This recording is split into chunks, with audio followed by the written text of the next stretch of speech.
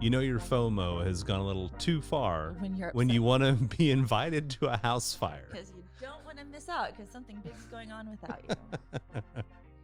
Oh my goodness, man, this isn't every day. Hi, this Were has you actually been, recording? yes, Oh I my am. gosh. Yes, I am. Welcome to This Isn't Every Day, the podcast with Benjamin Hedgspeth and his amazing wife. Elizabeth. You see, you admit you're amazing. I love you. Oh, well, There I thought you you were go. being sarcastic. No, I love you. I After do think you're what amazing. I just said. No, being silly, but it's going to come across as I'm just being really weird. No. Like weird. No. I guess. I don't know. We're messing around. We're just having a fun time. So we're sheltering in place today. The coronavirus is still happening, so we're being responsible adults and entertaining ourselves and hopefully you from indoors, and just want to have a little conversation with you guys about something that Elizabeth got to do that most of us don't get to do every day. Yeah. Let's talk about transitions. So yeah, I was very public about this on other channels because this is a new channel, that my health journey and stuff like that, and then got a little more quiet about it mid-January. Sure. Into February, just because of the things we were walking through with it at that time. And I didn't know a lot of answers. And then with what happened, just kind of needed to be quiet with all of it. Right. But my health issues ended in surgery. Right. That put me out of commission and had me, before that I was at like diminished capacity, basically, what I could do. As much as I'm very much go. If you ever know me on a project, I like don't sleep or stop. I mean, that's just me. Like I get so involved. You're actually doing something else right now while we're doing I'm this. painting because I'm in the middle of a painting. And if I can't like stop, it's with all of that, it meant that the business was kind of taking a hit. Right. Customer pipeline dried up. Mm-hmm. We hit our prospects were like nil. Right. And we're just having a hard time getting new prospects and that kind of thing. And I went back and forth for a while, and people who were close to us knew that I was going and I hated it. Right. Because you never want to be wishy-washy. That's not you. If you know me, you know I'm not wishy-washy. Like I have an opinion on things. And it's kind of I definitive. Make a decision, I follow those things. As I was trying to make this decision, which way to go, close, open, whatever, it was back and forth every day as I was trying to make the best decision. It's a lot to wrestle with. And had some stuff, thought things could rally, thought we could keep it going. And then what probably seemed very quick for people is that it went from yes to no and done. Right. Like within hours, just because full knowledge came through. Sure. Looking at everything for what it was. And so I dissolved an S Corp. Yeah. Yeah. And that's not something you do every day. I am no longer a CEO. Nope. Which is kind of strange. Of course, I was also the only person. You're still a small business owner. Yeah. But and so it was very interesting. So Beta House, within the course of an hour, was dissolved. Like 2 hours was dissolved. Which is more like you. You made a decision. You did it. I follow through and it gets done. Right. That's my life. Mm-hmm. I hate unfinished projects. They like kill me.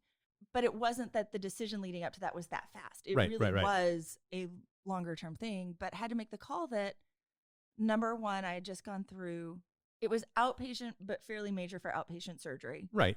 That after a prolonged illness, health issue, that was probably caused by stress. Mm-hmm. And did I want to go all in to make Beta House work and possibly end up in the same spot in 6 months? Or worse. Yeah, because of that, which it was a possibility. Now, we kind of knew some of the things like to help, but it was like, well, would the stress manifest in another way? Right. Would it then find it, like nature finds a way? I think stress finds a way too. Sure it does. In your body, it finds the cracks. And so that's where I was kind of left, is that I have a business that hasn't reached profitable yet just because it's a new business. Sure. And that part didn't scare me so much. No. Because knowing that takes time. Now, was it a factor in the decision? Yeah. Oh, sure. Because it was creating stress, is the paying bills and figuring all that out. So just decided, well, if we're going to keep moving forward and doing things, then I'm going to need to cut this out. Right. And so made that decision. Boom. Yeah. Had an accountant across the hallway. He worked with me on the dissolution. Yeah. Real quick. And I mean, like it was super fast. Like that's why it was like 2 hours. And that dissolution allowed me to then be able to close on a lease that took out a lot of money. Right. It was a lot of overhead. I mean, it was that overhead alone, just cutting that is huge. And so now I already had the LLC. The LLC was separate from the S Corp. So, and the channel that this is being aired on is owned by my LLC. Right. Straight up. Grace and Lottie's Media. Yeah. So what I was able to do was sell all assets, name, social media properties, intellectual rights, physical assets, all of the physical assets, the cameras, all the gear, everything to the LLC. So I did that. Nominal cost just because I needed to show that the transfer took place. Right. But because the LLC, I am the sole member for the LLC, it was going to be a wash fiscally. So for the IRS, it was going to come out to a nil anyway. So it really didn't matter what that number was. So got that taken care of. It was just kind of funny doing it all. Right. And then coming out the other side. So it was like I had to say goodbye to something, that it was a change. And so it was a very interesting emotional journey on that one. Because I had to say, yeah, this didn't work. So there was some failure feeling associated with that. There was some nostalgia, like, oh, I'm kind of sad that this is over. But at the same time, knowing that I could bring it back if I wanted to. Right. You know, I still have everything associated with it. So it was a very strange. Well, and if it ever does come back, or when it comes back, it's going to be very different from what it was. Because I've learned things. I learned some things that worked and didn't work. And I have options. You know, we're still available to come and record. We're still available. Right. And we're talking with some people right now about doing some projects for them. Yeah. And we're available for consulting. Like one of the things that I know we rock at is helping people set up their own podcast. Oh, sure. You know, because we've walked the path. We can get them through it. And on the other side quickly. Yeah, I mean, we know everything from the dynamics of how different microphones sound to, you know, your room setup and that sort of thing. I mean, we're just sitting literally in our front room right now, but because of the gear we have, it sounds like we're in a good studio. Yeah, and knowing that gear now, everybody's not going to buy this. I'm going to say it did. The gear sounded better in the studio we had before. Well, I'm listening to it right now, and I think it sounds fine. Pretty good. Yeah, it does. But I'm just saying that there's that level that you hit. Sure. Only sound engineers know the difference, let's be honest. And if Tom Kelly, if you're ever listening to this, I know you can hear it. It's okay. Yeah. And there's people I know that can tell the difference. Yeah. But there's that point of how much more that costs to do, and knowing that we weren't in a spot to do that right now. Right. And it was a very interesting choice and road to walk through, and how I was figuring all of that out and what we were looking at. And so now I'm painting a lot more. My art channel is going to be coming back. I'm in the middle of working on the revamp on that and what it's going to look like, and making some decisions. I've made mistakes in the past with the channel of announcing things too soon. Well, we were talking about this the other day. We've seen a lot of people doing this. One YouTuber in particular who said, "I'm back." We're not going to name her here, but because I don't want to like point at her or anything. Well, no. But you do that, and then it's hard to be quote unquote back. Yeah. And I've done that time and time again, and I don't want to do that again. Going back to the Wishywashy thing. Yeah. Like I relaunched my art channel 2 weeks before I got sick. Yeah. And I had I was so happy. Like I was back. I had content. I even had banked content. I mean, like I was ready to do that. And then boom, knocked on my butt. And we created an online course for you, an instructional thing that's supposed to be like passive income. But even that, it was still in the launch phase. Right. Which was like, I couldn't physically do it. I mean, it was one of those like, it's nobody's fault. Yeah. The cough was so bad. I could not get on a microphone. Yeah. So let me just kind of explain this a little bit for people. I'll give you a break so you can get back in your painting over there. So back in October, she started getting a cough that was so bad that it was doubling her over, almost passing out, like where she was having to catch herself on our bed in our bedroom from just collapsing because the cough was taking so much of her breath away. It was tensing her body up so much that it was actually tearing muscle. And it was just that bad. And it was a prolonged thing. And the doctors wouldn't listen. The specialist just said, you've got this. It's not a big deal. Just wait it out. And in reality, once we got to the specialist, the right specialist, then they said, oh, wait, no, gosh, this is terrible. We need to get something done for you as quickly as possible. And even then, it took a couple months just to do scans, wait for results, go back in and kind of talk through stuff. And it made a very prolonged, very painful season for you. That if anybody actually sits down with us and we kind of talk through the details, they'd be like, oh, holy cow, that's awful. I totally understand. She was incapacitated for a long time, and getting through all of that is just difficult by itself, let alone trying to run a startup business, manage, a family and all the other details of life. And so things stalled out, and that's just what happened. She's in a much better place. We'll go ahead and jump ahead a little bit here now. She's doing much better now. Yeah. She's still in recovery from surgery. She's still got another 5 weeks or so for recovery time. But if it wasn't raining this whole week, we would be out doing walks and kind of increasing activity. And it's kind of like a low-key rehab, I guess, just kind of getting back into the swing of things. But you are in a much better place now than you were. What stinks is, had it been caught early, it would have been a much different story. Oh, yeah. If people would have actually listened to you. Me being in as much pain as I was in. And that it wasn't like a go on disability kind of thing. Right. It was like, if we could have gotten the right treatment. Sure. Very different story. Right. Ended where it ended. And it is now. Yeah. So, fortunately, getting better. Again, it's nobody's fault. Yeah. It's just, it could have ended faster. Yeah. And this is not necessarily a topic for this channel, but the issue that so many women have with reporting pain and physical issues to doctors and being believed is just insane. If you want to check this out, folks, go look up Serena Williams and her postpartum struggles that she had, 2 or 3 years ago? It was after she had her baby. I mean, yeah. She almost died. She almost died simply because the doctors in the hospital wouldn't listen to her. Saying something's wrong with my body. You just don't know. Yeah, it was ridiculous. It's stupid. So anyway, Beth struggled with that too. And so we've personally then experienced that discrimination, I guess. I don't know what the right term. I don't know the right. Yeah, it's like you were undergoing persecution. It was just like there's a level of belief and trust that has to go along with when people say they hurt. How much do they hurt? Yeah.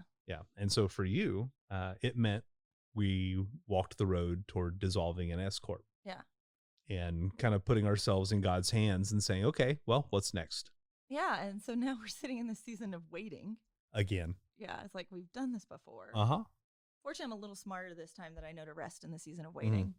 And that's why you're doing art so much more. I mean, we're using this. Obviously, it's going up on for merch and Redbubble and all of that right now, and getting all that site back up and moving. And we did a lot of uploading yesterday. Yeah, just getting back into that rhythm again. I should be starting to record again maybe next week. Yeah, I'm not setting a hard schedule on it because I want to have a better idea what I'm going to do with the content before I start recording it, because that kind of decides how you record too. Yeah. And we don't have to get all the nitty gritty. No, but it's one of the, you always start with your why and why to the how to the, so having that pathway, and I don't have that pathway done yet. And so I'd rather wait because it'll be a better quality of content. Yeah. Not that I'm saying wait forever before you for everything to be perfect. But have an idea where you're headed. Yeah. I just, things why I am have I doing learned this? in a couple of years of doing this and being in this world, industry, whatever. And so being patient with that and not rushing it too. Right. Because then you end up wishy-washy, going back and forth and bouncing around with content and like, ooh, 1 week I'm doing this, the next week I'm doing that. And no. Yeah. And for us right now, just kind of being in transition, it's easy to be wishy-washy because you don't know what's happening next week legitimately. And it makes things harder. Well, you've said even with your interview stuff, right now, which job's in the lead? The one I talked to last. Yeah. It's kind of like speed dating. Yeah. I really like them. I just talked to them. We're vibing. Everything works out. I like them. And then you talk to the next one. It's like, ooh, I want to go do that. But legitimately, the top 3 options that I've got right now, I'm legitimately interested in all 3 of them for different reasons. And one is because I get to specialize. One's because I would get to generalize. And the other one is I get to continue in ministry, but on a very regular schedule. And so it's like, okay, any of the 3 I'll be fine with, but it's going to be different. Yeah. But that's good. It's going to be a good, different, and we've gained a little wisdom in the last couple of years through all of our different travails. And so we'll handle things differently than we did before. Well, and it doesn't mean that there's not difficult moments. No. On the whole, things look different. Are there still some rough moments where you get overwhelmed, or I get overwhelmed? I'll say the I on this one because I can speak for myself, and that it all feels like it's crashing in. It's all right, and you get the overwhelm starts to happen. So typically in the evenings and at night, more so than during the day. It's funny how the rhythms happen with that. Yeah, but also knowing that will pass. Absolutely, and that things seem really bleak right now. They'll look better in the morning. Right. And going through that, and that just comes from doing it multiple times, like being in that space and coming out of it. Right. And we've been blessed multiple times at different degrees this week already, just because we mentioned need. Yeah. And and this is not a broadcast. We're going to say, go to our GoFundMe or anything. No, it's just, we're okay. Between jobs. But we're just between. Yeah. Living in San Diego. Yeah. You can put the pieces together there. Rent is too darn high. Yeah. So that's honestly, if it wasn't for rent, we'd be in a lot better shape. That's just really what it comes down to. But it's a season. We know it's going to be over soon, and it's going to be okay because we're people of faith too. If you're listening to this, we're not going to sit here and quote a bunch of scripture at you, but we are people of faith. I'm a pastor by calling and profession and that sort of thing. And so we keep coming back to that in this time of transition. That's been our anchor. If I notice we're both kind of on the overwhelmed train, I'm going to stop and we're going to pray and we're going to recenter and refocus and say, okay, look, we know this is temporary. He's always been good. We know God's going to take care of us. And because he always has. So he's big enough to handle our worries and we trust him with them. So even when we're, totally shifting the nature of what our life plan was, it's okay. And it's totally fine. And I am thrilled that you are getting to sit down and paint right now. That's important to me. I like seeing you do this. And I know you don't really know how to respond to that, but it's important to me. I can tell a difference when I'm painting regularly. I mean, we've always talked about how if that creating is happening, that's typically a sign I'm healthy. Right.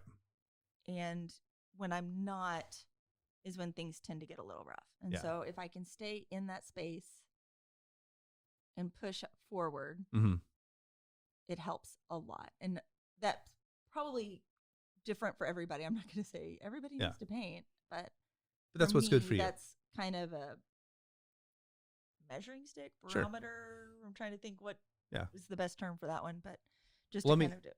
Let me ask a question here to kind of close this out here for everybody who's listening down in the comments below, wherever you're finding this podcast right now. If you would, leave us a response to this. What is it that helps you through times of transition or uncertainty? What is it you fall back on? Yeah. Are there habits that are beneficial for you? Are there people you make sure you surround yourself with? Do you take up a brush or a pen or a book? Or what is it that gets you into that space where you can really grapple with the overwhelm and then find peace? So why don't you tell us about that in the comment section down below? Leave us if you liked the conversation today, leave us, stars or good review or whatever. That'll help other people find it. If it was something that worked for you, it'll hopefully work for them too. And we're just kind of processing out loud here. Yeah. Because this isn't every day.